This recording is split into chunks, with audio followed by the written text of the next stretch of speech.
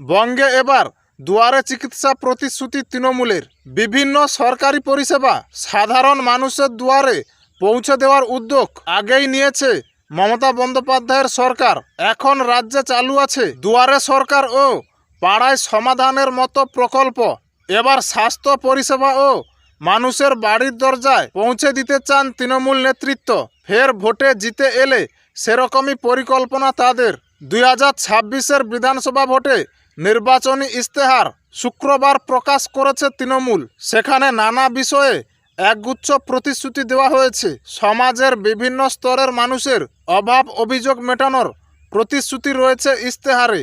তবে তার মধ্যে রাজনৈতিক মহলের নজর কেড়েছে স্বাস্থ্য পরিষেবা সংক্রান্ত তৃণমূলের প্রতিশ্রুতি। এমনিতে রাজ্য সরকারের স্বাস্থ্যসাথী প্রকল্প যথেষ্ট জনপ্রিয় বলে বারবার দাবি করেন তৃণমূল নেতৃত্ব। তারপরেও রাজ্যের সরকারি স্বাস্থ্য পরিকাঠামো নিয়ে কিছু অভিযোগ পুরোপুরি উপেক্ষা করতে পারছেন না মুখ্যমন্ত্রী। সে কারণেই স্বাস্থ্য পরিষেবাকে মানুষের দরজায় নিয়ে যাওয়ার প্রতিশ্রুতি এদিন মমতা দিয়েছেন বলে রাজনৈতিক মহলের ব্যাখ্যা।